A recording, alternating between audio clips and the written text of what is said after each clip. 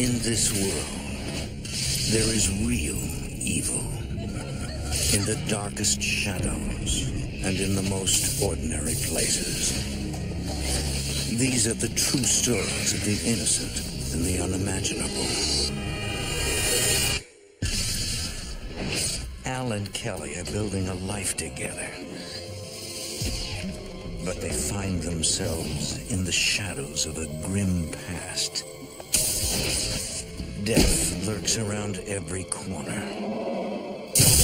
And Al uncovers a long-forgotten tragedy. The killer returns from the grave to tear the family apart.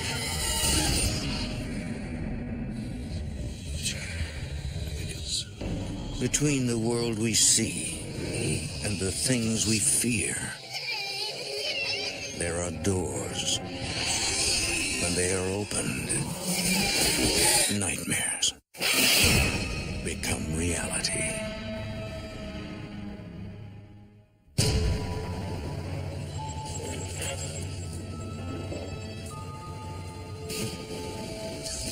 In the Canadian city of Montreal in the fall of 1996, single mother Kelly Fontaine and her 6-year-old daughter Haley fantasize about living in a big house. Yep, okay. 1, 2, 3. We would walk along and, pick a street, and she'd pick her favorite house and I'd pick my favorite house. That was kind of a game we always played. Out of concern for her family, Kelly agreed to be interviewed only on the condition of anonymity. We both seemed to like this house, or every other street I would like one and she'd like a different one. I guess that's why this game came about, because we always dreamed of living in a nice house. Someday we are going to have a house just like this.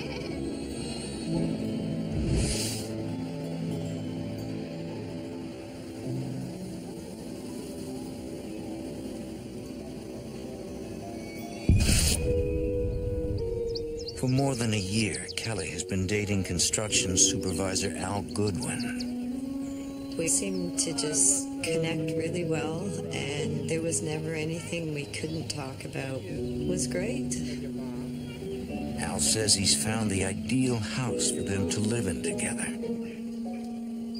In an odd coincidence, it's the same house that Kelly and her daughter had both picked a few days earlier. You know that old place on Sycamore?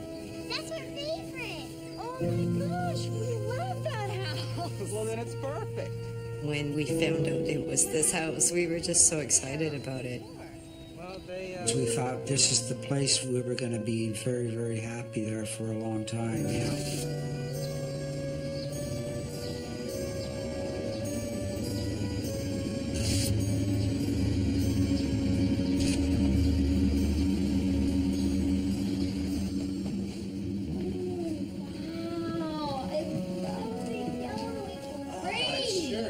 Before moving in, Al and Kelly have the rooms repainted. You know what? If we have a baby. When we have a baby. They begin planning how to decorate the nursery.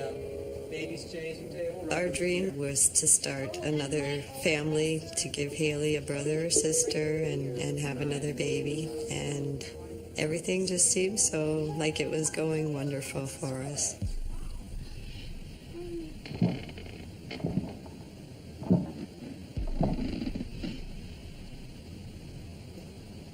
Did you hear that? Yeah. Let's check it out. We heard somebody coming up the stairs.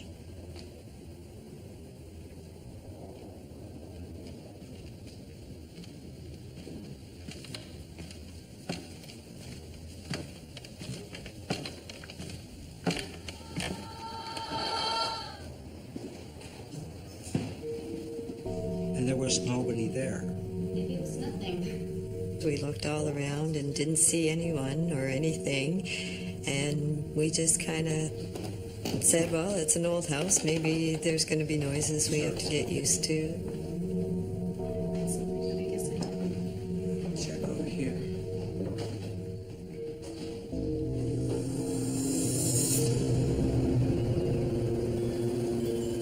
A few weeks later, Al is at work and Haley is at school.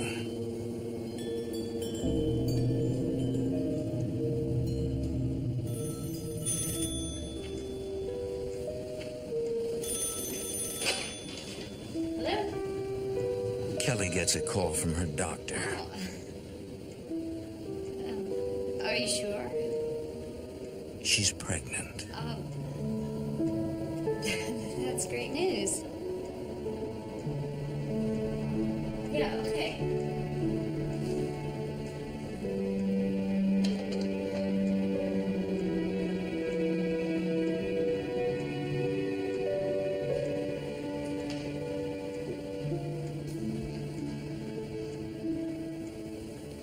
I was just tidying up.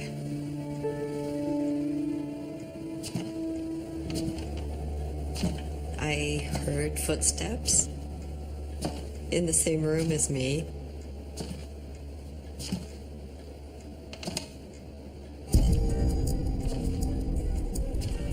I thought, okay, I'm not going to overreact.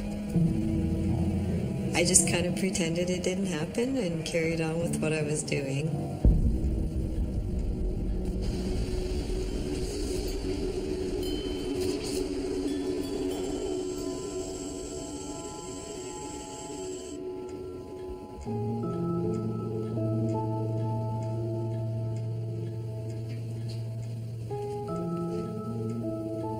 That evening, Kelly breaks the news to Al. I'm pregnant.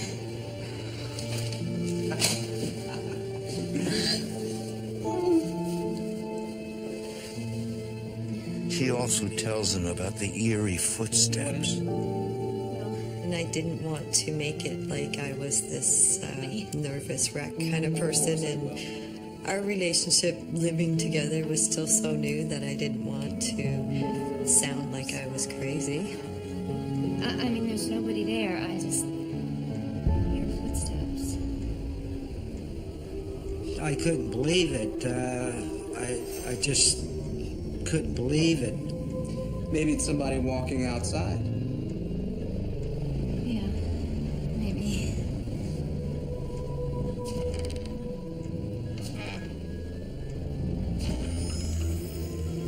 Then I thought, yeah, there's something going on here. Knowing there are no intruders in the house, Al calls a friend, Richard Paul Musano, who works as a paranormal researcher in his spare time. Al believes Richard is the ideal person to resolve the mystery of the phantom footsteps.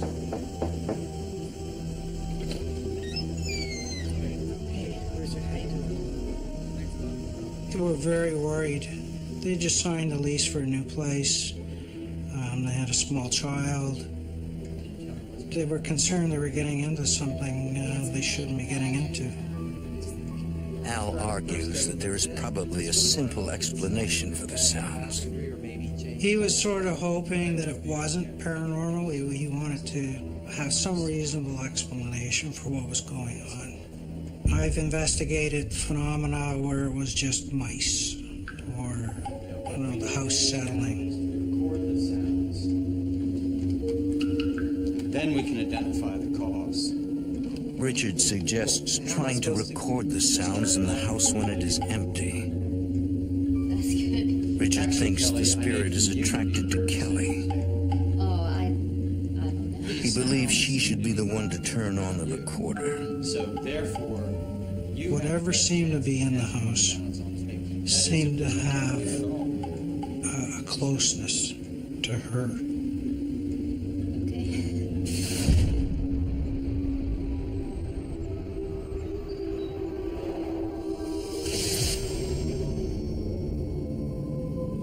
The next day, Kelly prepares to leave to pick up her daughter Haley from school.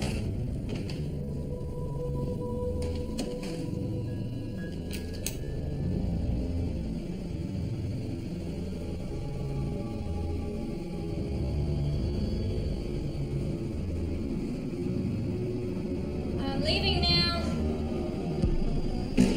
I deliberately walked with heavy footsteps down the stairs.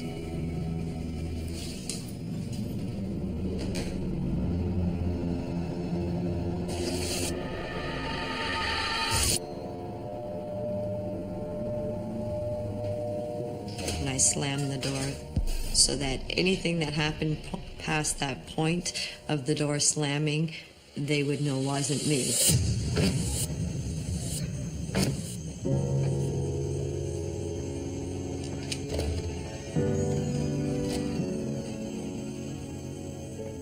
That night, when Al and Richard get off work, they retrieve the tape recorder. I did not touch the tape recorder. I did not rewind it. I didn't want to be the one to find out whether there was anything on it or not. I'm leaving now.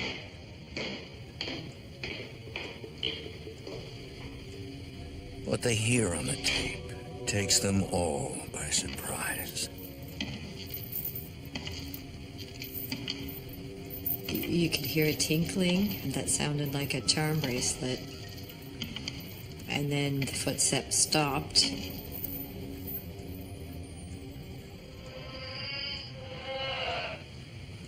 It was almost not even a human sound. It was awful. It was just awful. I looked at Al, and I didn't need to tell him he had something in that house.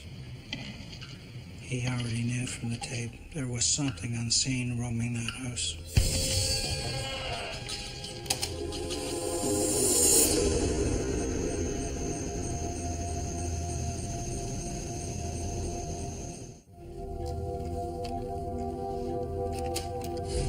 Al replays the eerie recording. Paranormal researcher Richard Palmisano. You hear footsteps coming down the stairs, as if bare feet.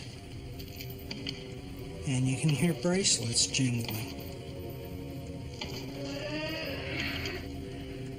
Then there's a sigh.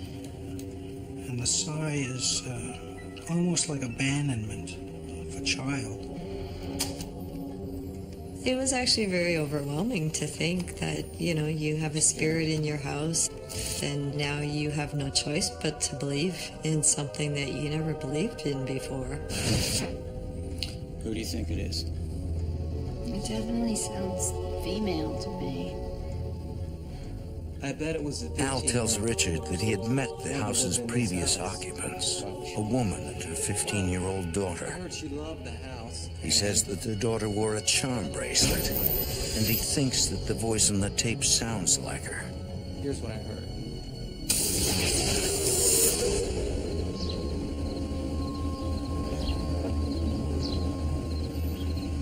Both the mother and daughter were forcibly evicted for failure to pay rent.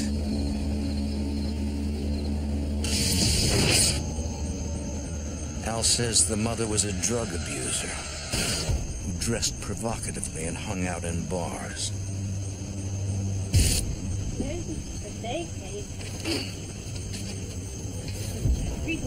Her many lovers and unpaid bills made life difficult for her daughter.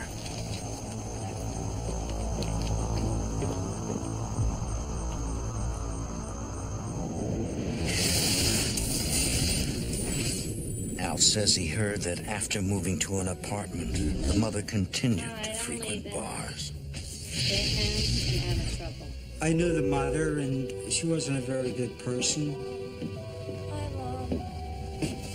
Don't wait up and stay out of trouble. She was into a lot of drugs.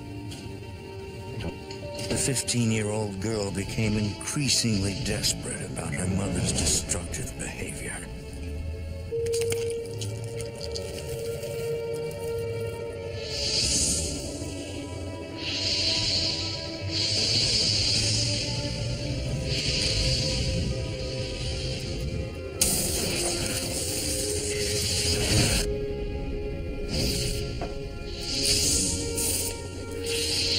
Decided that death was not the right answer and called 911. I need some help.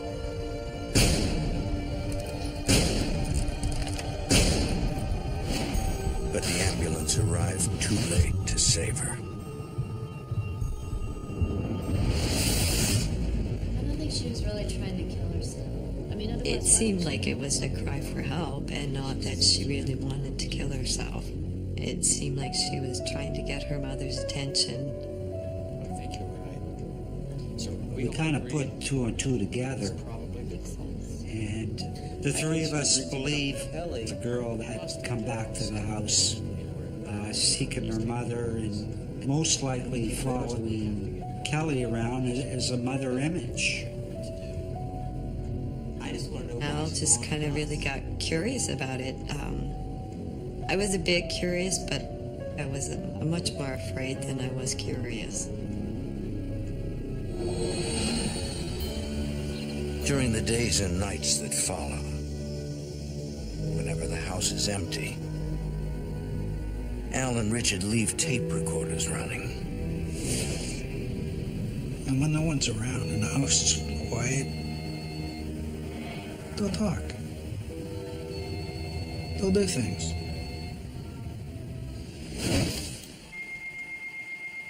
You could hear a phone ringing and her answering the phone, and you could hear her side of the conversation.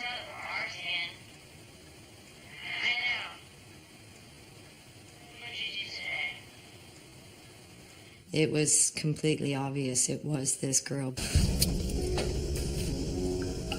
Richard returns one Saturday night to investigate further. Kelly arranges for Haley to stay with friends to keep her from being frightened by the men's activities.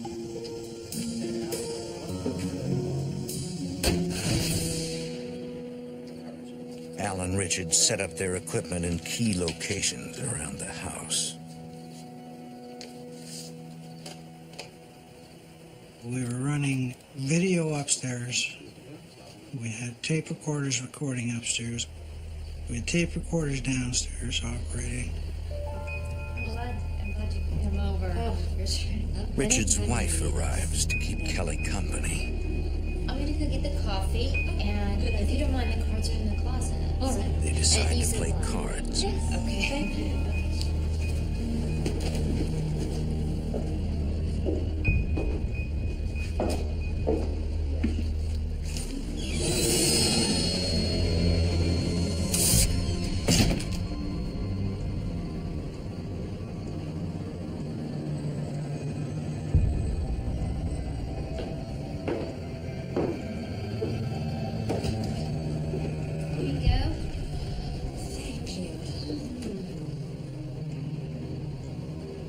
Your closet is freezing cold.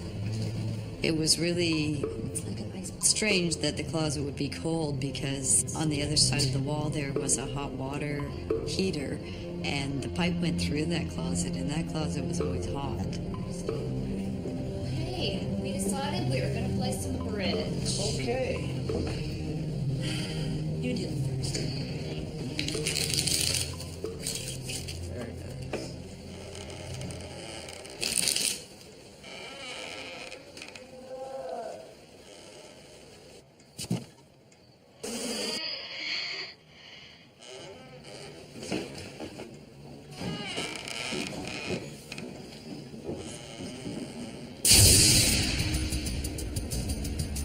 Al and Richard are eager to listen to the tapes.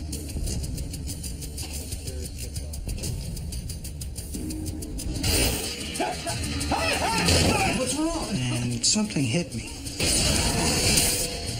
My entire body was just tingling. I couldn't see. My eyes were watering. I was disoriented. And I said, "What's wrong?" And he said, "It's like something ran through me." Can I get you something? Some water, an aspirin, anything? No, it's all right. It's all right. Let's listen.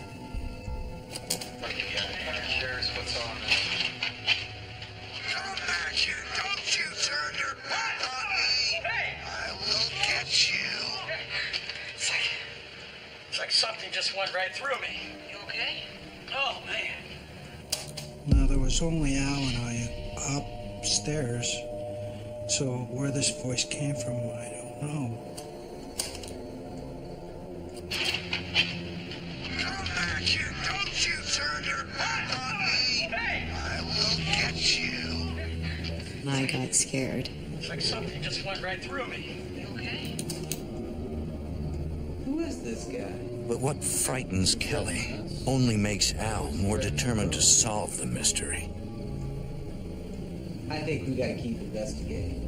Who's this guy now that says he's either going to get us or the little girl?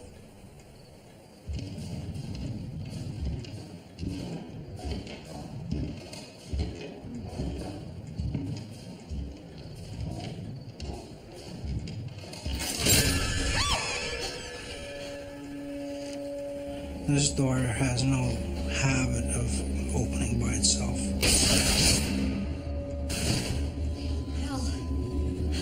Kelly and Richard's wife, they said that's enough. We're not staying here tonight. It was that bad. Everybody was just too scared.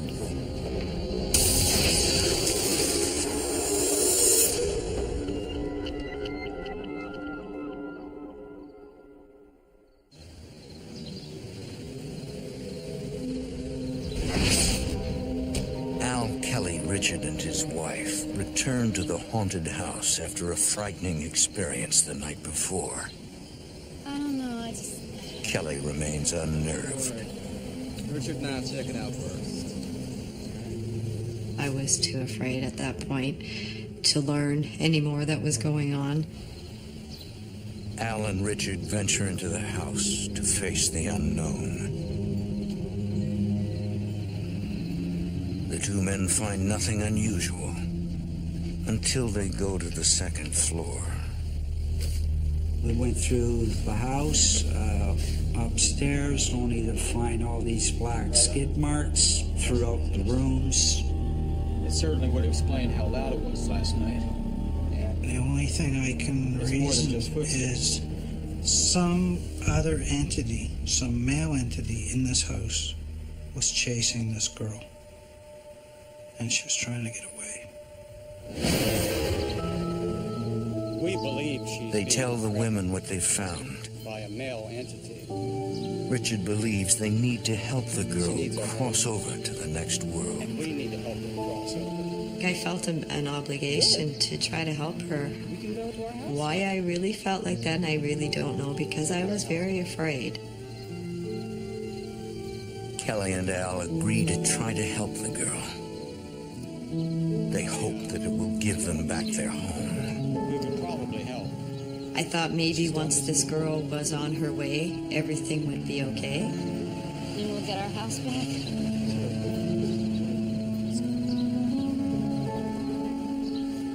Richard promises to find a medium who can help. Kelly, anxious to preserve her relationship with Al, reluctantly agrees to continue living in the house.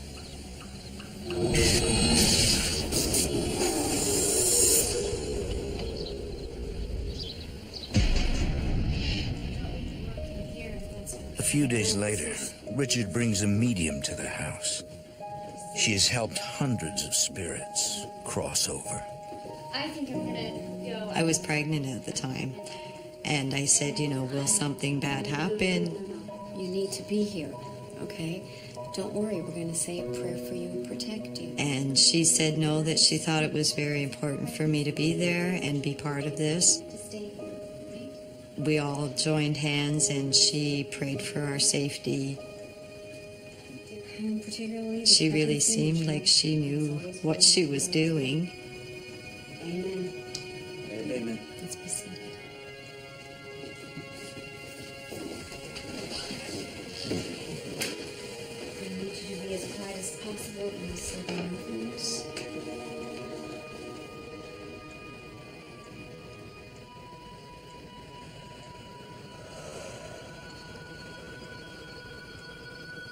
She kind of went into a trance.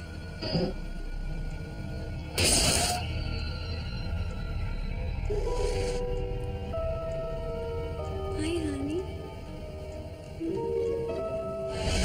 she was having a conversation with this young girl and telling her that she wasn't supposed to be here and stay here, that she needed to go on her way. You need to cross over now. It's all right, don't be afraid. Don't be afraid. I know it's... You need to cross over now, and you need to follow the light, and I'm here to help you. It's okay. Don't be afraid, all right?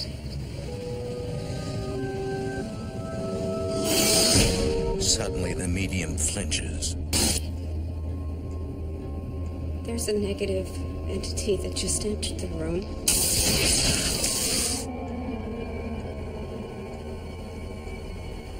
This dark entity showed up, trying to coax the girl to stay. The medium urges them both to cross over. Why won't you let her go? She started arguing with the male spirit, telling him to leave the girl alone. I command you in the name of God to let her go!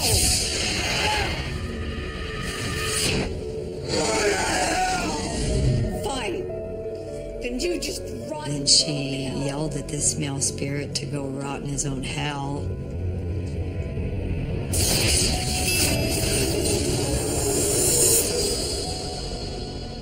gone.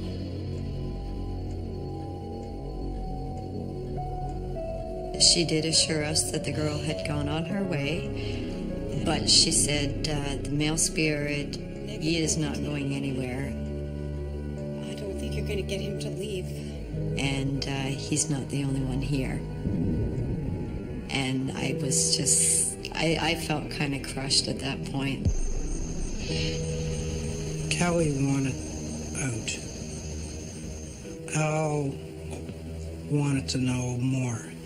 This is John, the clairvoyant I told you. A few weeks later, Richard invites a clairvoyant to see if he can help. Let me give you a little bit of background.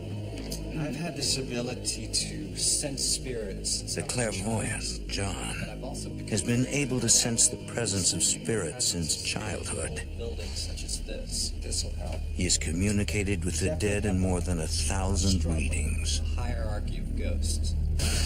Pendulum is an instrument I've used for years. I hold it like this. Some people refer to it as a dowsing Here's a tool. question. There's a sense or feeling through your hand, almost like a current of electricity. The spirit world. It's an ancient method that goes to Pendulums have been employed for millennia to detect imperceptible vibrations and often to communicate with spirits. John explains that he asks questions and that the spirits move the pendulum clockwise for yes and counterclockwise for no. answers. I've had it moving so strongly that I've had to actually hold on. It would have flown out of my hand. I'm ready when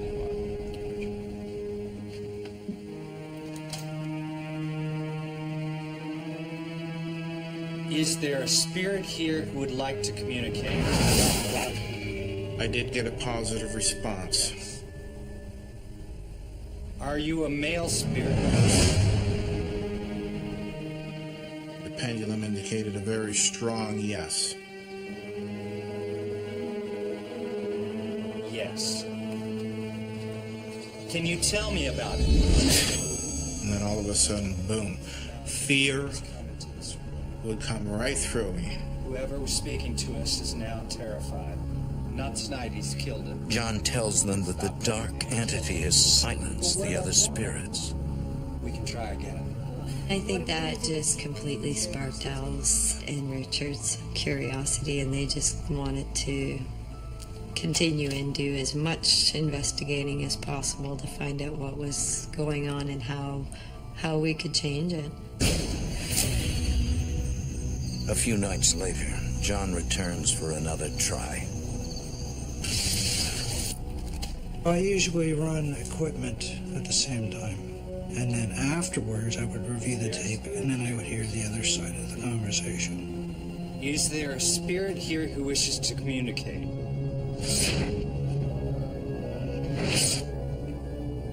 Do you know the name The of the dark clairvoyant spirit? tries to find out more about the dark entity. I specifically remember asking, does he have a name? Do you know his name? And the answer clearly was, and this is when the pendulum began to accelerate in its intensity, yes.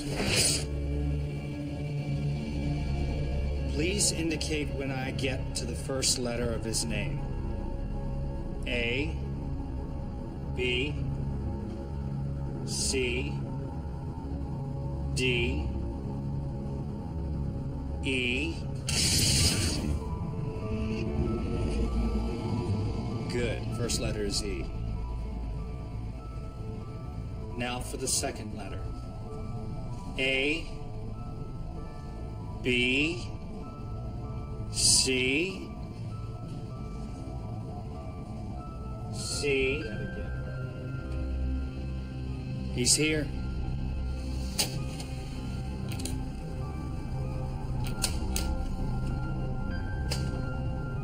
A, B, C. He's coming! It's Edward! It's Edward! And that night, what we got on tape was, very clearly, You didn't tell them my name. you didn't give him my name, did you? Did you?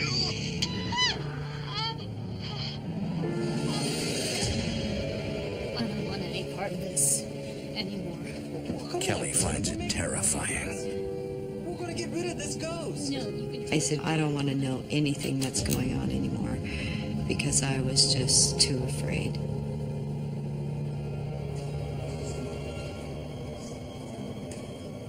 Richard begins researching the history of Alan Kelly's home.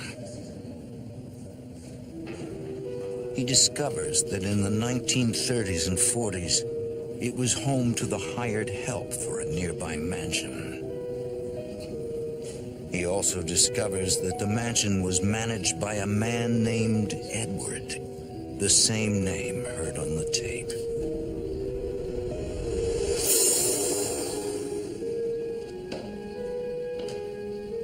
Edward had been appointed to manage the huge estate during World War II. There are streaks. What is wrong with you? He quickly became a brutal tyrant. I will teach you to obey. Don't ever touch me! He was a mean-spirited individual. He would take advantage of the female workers on the property. He thought he was very powerful.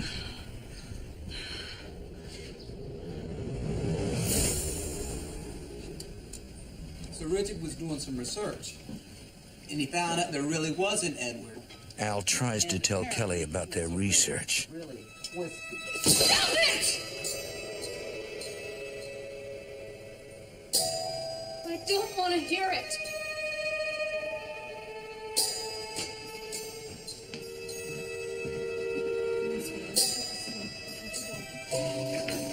Come on.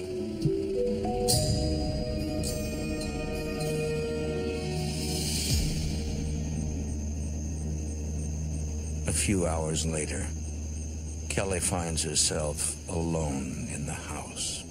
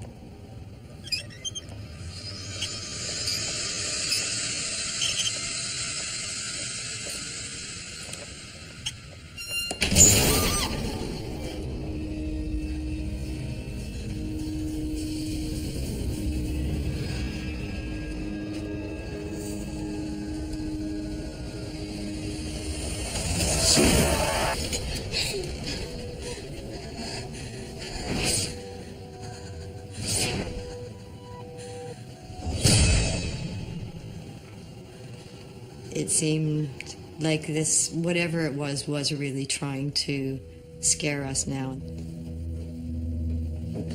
He was here again today. I was coming out of the bathroom. That night, Kelly tells Al what's happened to her. It was really pretty scary. The news frustrates him. His desire to put an end to the haunting has begun to drive a wedge between the two of them. Why don't we just cancel our lease and move out? Al seemed like he was possessed at times. And give up our dream home? I didn't understand what was driving him to want to stay there and get to the bottom of it. Because I'm going to get our home back. Our lives. Al convinces Kelly that Edward is somehow the key to bringing all the terrifying experiences to an end. What about Haley?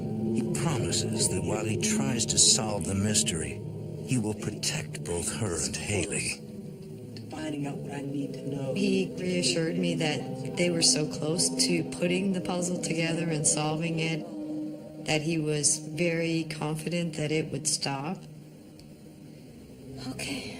I couldn't really describe why I chose to stay when I should have been out of there.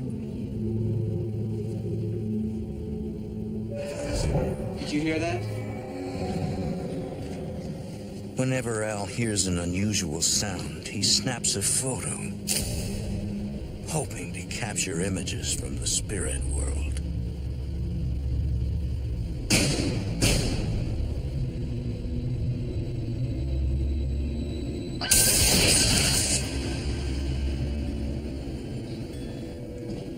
Check it out. Here are the pictures I told you about. Al shows one of the photos to Richard and John. I remember just seeing infant faces. This is not us imagining this. There's one face, there's a face, there's a face, there's a face, there's a face. But I didn't understand why I saw so much blood. It's like a spiritual orphanage in here. And I remember, thinking, like, well, what caused this? Why is this? Well, that's what we got to figure out. It just pushed us on for more investigations because we wouldn't stop until we found out. You have a choice. Get out or find out what's going on. One night, Haley goes downstairs to get a drink of water.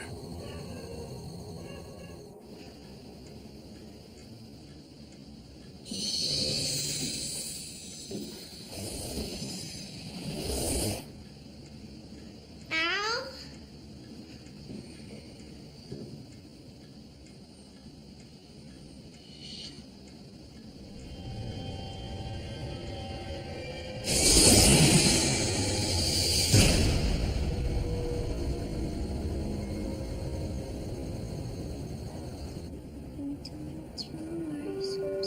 Her terror makes it difficult for her to talk. And I saw someone. I thought it was Al, but it wasn't. I was petrified for my daughter. She was young. She was so innocent. Haley? Maybe it could have been a nightmare. No, I saw him. He was walking towards me. You know, Haley, sometimes something can seem really real, but it's not. I don't know whether she just wrote it off, that it was her imagination, or that maybe she hadn't fully woken up. I don't know.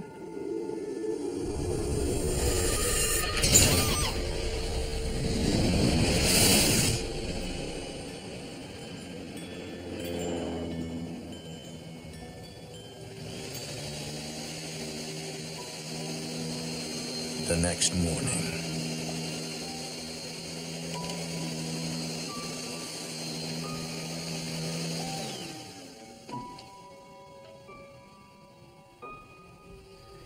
I thought, okay, there's lots of cord still here. I didn't pull it out of the wall. This is strange.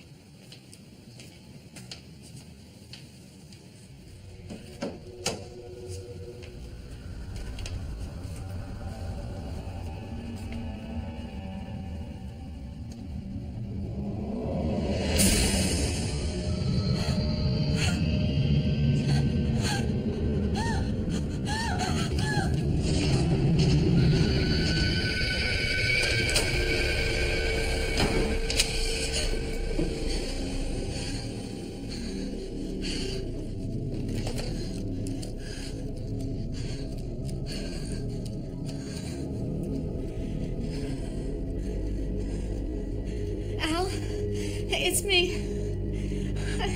I need you to come home. No, I need you to come home right now. No, I'm serious. I'm not leaving the bedroom until you get here. Please just come home. Okay. I sat on the bed and I was petrified.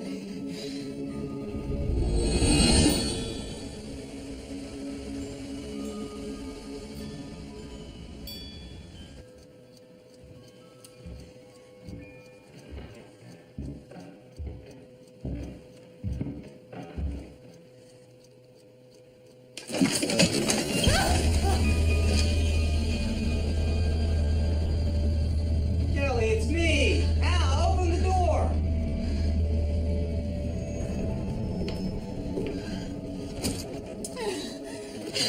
I searched the whole house. There's no one here and nothing's been moved. I don't care. This is all your fault. If you and your friends hadn't stirred everything up, it's just getting worse. That's not true. We're trying to get rid of them. It started putting a really big strain on our relationship because it was like he was more concerned with the unknown than he was for us. Kelly. And I felt very frustrated that he was so into doing this and figuring it all out that he was putting our feelings aside.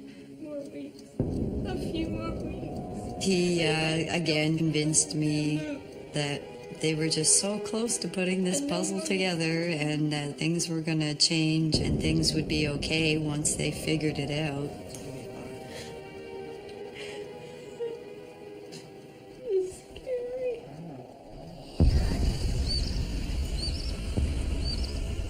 Al, Richard, and John decide to only do research outside the house out of respect for Kelly.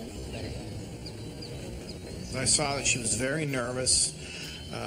She didn't want to disturb her household, but at the same time, her household was under attack, and so was she.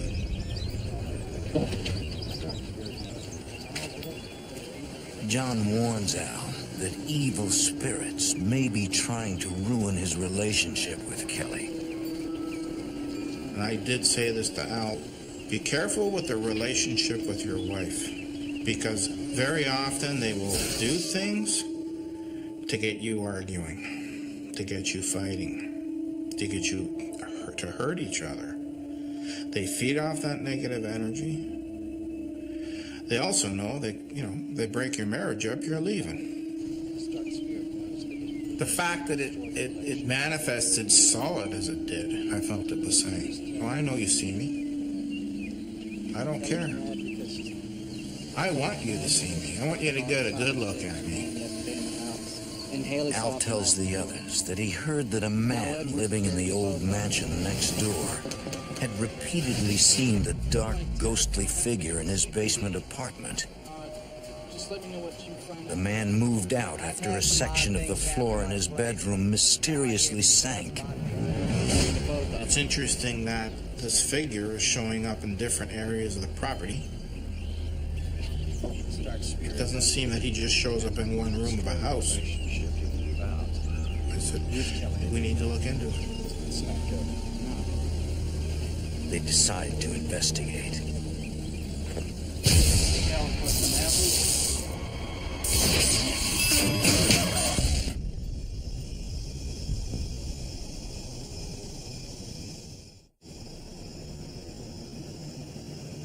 In what used to be an old mansion, 3 men hunt for clues to a haunting.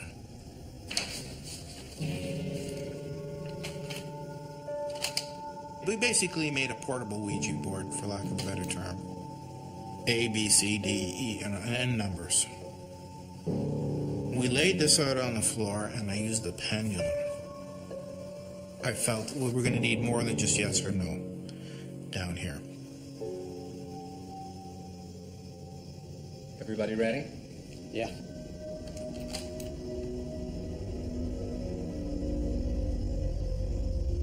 Is there any spirit here who wishes to communicate?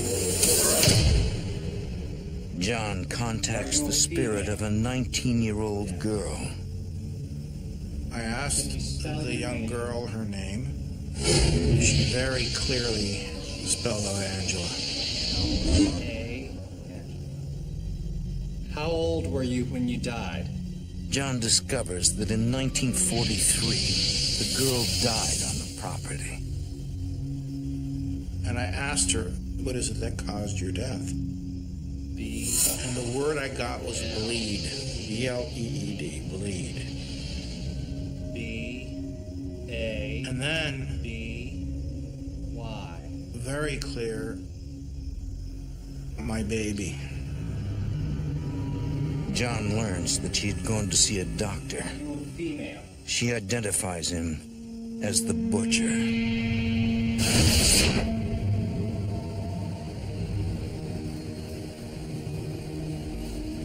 The next day, John approaches an expert on local history.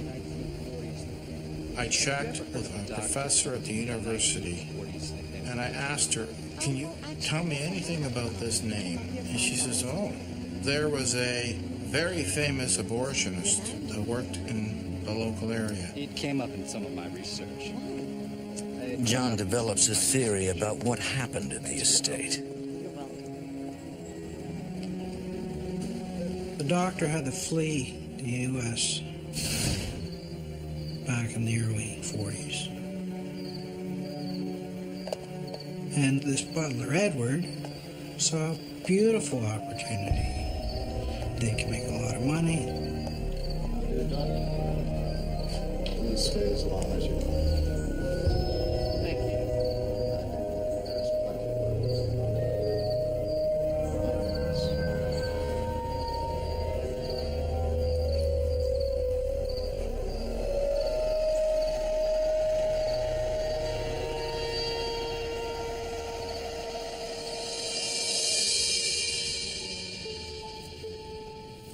I know you don't want to hear about it. Al tries to tell Kelly about their new theory.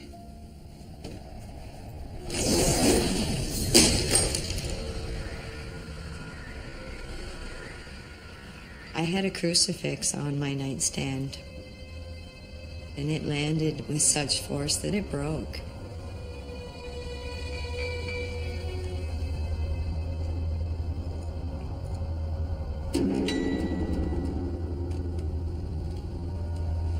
I was petrified, and I said, no, this is enough. We have to get out of here. You know, this is insane. I'm too scared to go to bed at night, and when I do, I can't sleep anyway. We need to get out of here. Together, as a family. Come on out and face me! Come on! The shattering of the crucifix frustrates Al. You can't face the man, can you? This isn't gonna help anything, honey. Calm down. I said, you come out, you face me. Where are you? Come on out. Nothing. Oh. Hello. Is this it? Uh-huh. Okay, let's go easy. Okay. Let's go easy.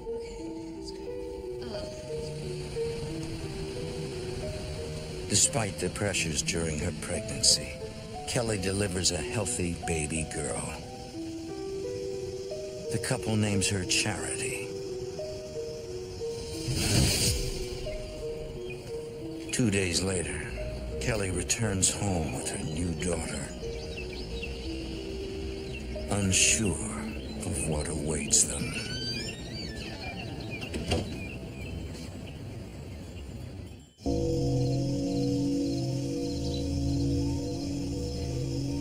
At the former mansion, the three men hunt for information that will help them expel a powerful dark entity. We would like to speak with Angela. Is Angela here? John contacts the spirit of a girl who says she died in 1943. Yes. Can you help us find her body? He asked the question, well, give us an indication where you're buried. And the pendulum, being on a chain, stood straight out. This amazes paranormal researcher Richard Palmisano. Totally defies physics. It boggles my mind. If I had not witnessed it, I probably would not believe it. Is this where you're buried? Is this it? Yes, this is where she's buried. Al, John, and Richard piece together Angela's last hours.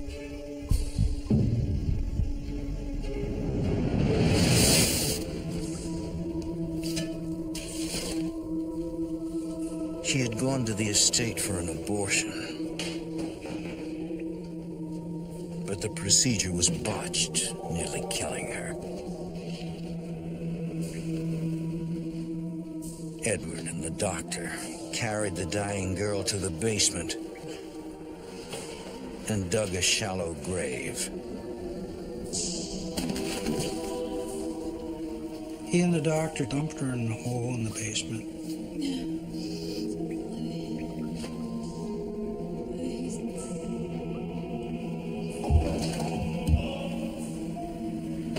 Tossed some large rocks on her to make sure she was dead.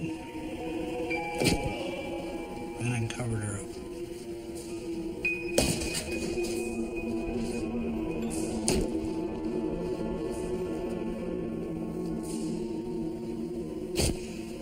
And this 19-year-old is still there. She wants to be released. She wants out of that house. Al has a background in construction. He tells the owner he will tear out the sunken floor for free. The floor has to be replaced anyway, so the owner agrees.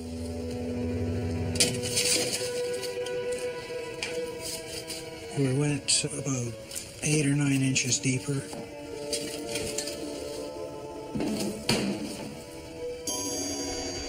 And we found a flagstone that matched the flagstone around the fireplace, which was in that room. Guys, it's really late. The men need more equipment to remove the heavy stones. So they decide to continue in the morning.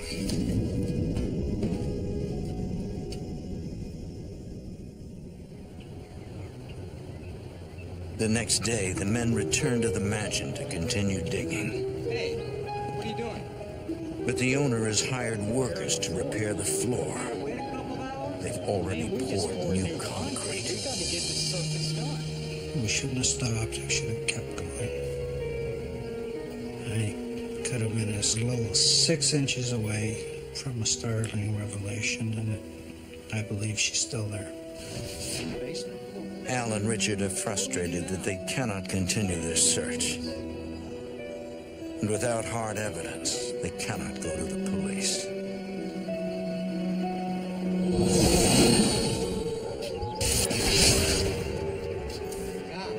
Okay? John, what is it? Yeah, does that feel better, honey? Meanwhile, Kelly gets Charity ready for her bath.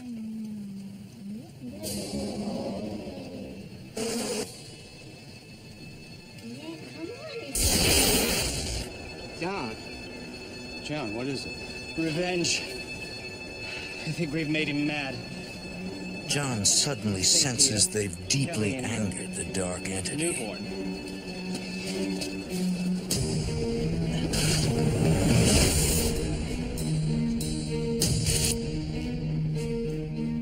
Kelly! We're up here in the nursery, honey.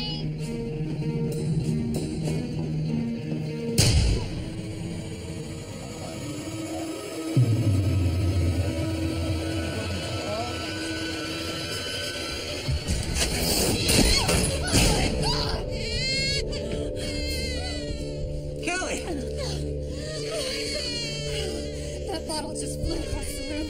It came this close to hitting her. It could have really hurt her. It's okay. No. I told him that was it. No, not okay. What?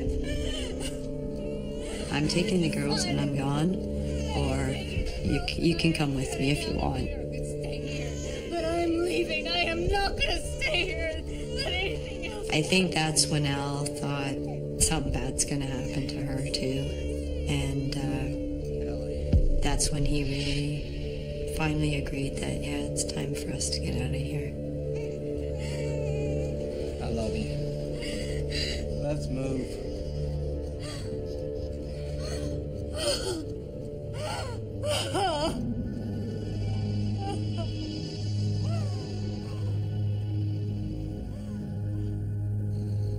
The family finally moves out, leaving the dark entity in control. But even today, Al wishes he had rescued Angela's bones and laid to rest the mystery behind the haunting. There's no end for me. I don't think even Kelly knows that. I don't think I could even tell her about that. If I ever found out that I could walk in that house, and I'd probably do it again, just to find out.